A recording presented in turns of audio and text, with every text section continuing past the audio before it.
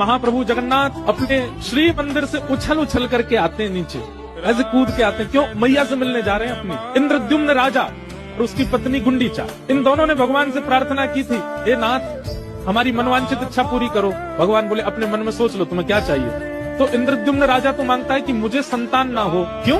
मैं जितनी आपकी सेवा करता हूँ मुझे संशय है कि मेरे बालक आपकी सेवा करेंगे कि नहीं, इसलिए नाथ मेरा वंश ना बढ़े आगे। और बगल में बैठी गुंडीचा मन में सोचते हे नाथ मुझे पुत्र रत्न की प्राप्ति हो जाए। महाप्रभु जगन्नाथ कहते हैं भैया तुम दोनों पति पत्नी अलग अलग वरदान मांग रहे हो और बिल्कुल विपरीत वरदान मांग। इंद्रद्युम्न अपनी पत्नी से कहते तुमने क्या मांगा महाप्रभु से? बोले पहले तुम बताओ तुमने क्या मांगा। बोले मैंने तो ये मांगा कि हमारे संतान ही ना हो। पत्नी बोली ये क्यों मांगा? अरे हम जितनी सेवा करते हैं, हम जितना प्रेम करते हैं जगन्नाथ जी से, कहीं हमारे बालकों ने उतना प्रेम नहीं किया तो फिर हम कहीं वैकुंठ में, स्वर्ग में, नरक में कहीं भी होंगे, हमको बहुत कष्ट होगा कि देखो हमारे संतान सेवा नहीं कर रहे।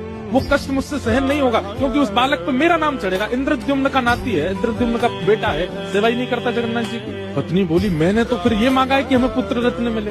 इंद्रद्युम्न लड़ने लगा, तुमने पुत्र क्यों मांगा ठाकुर जी से? जगन्नाथ जी बोले तुम दोनों मत लड़ो, यहाँ संशय में तो मैं आ गया हूँ, समाधान की जरूरत मुझको है, तुम दोनों क्यों लड़ रहे हो? नहीं नहीं प्रभु मेरी पत्नी नहीं चाहती पुत्र को। क्यों नहीं चाहती? मैं तो चाहती हूँ, इनको आप चाहे जो दो मुझे तो पुत्र चाहिए। भगवान बोले ये कैसे संभव होगा? पति संतान चाहता नहीं, पत्नी चाहती है, कैसे संभव होगा?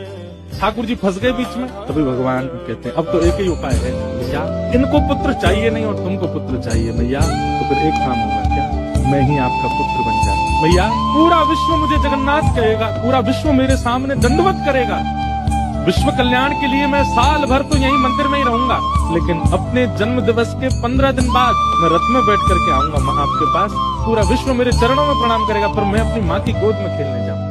और महाप्रभु जगन्नाथ अपने भैया और बहन के साथ रथ में गाजे बाजे के साथ नाचते कूदते हुए अपनी मैया से मिलने जाते हैं। ऐसा कहते हैं कि श्री मंदिर में जगन्नाथ जी का दर्शन जितना पुण्य देता है उससे करोड़ गुना ज्यादा पुण्य श्री जगन्नाथ जी जब गुंडीचा में विराजते हैं वहां उनका दर्शन करने का पुण्य, उसका पुण्य का एक अंश ऐसा है कि फिर दोबारा जन्म नहीं लेना पड़ता। ऐसा वो ठाकुर जी की जन्म वेदी महाप्रभु जगन्नाथ जी का रूप वहीं निर्मित हुआ है गुंडीचा में।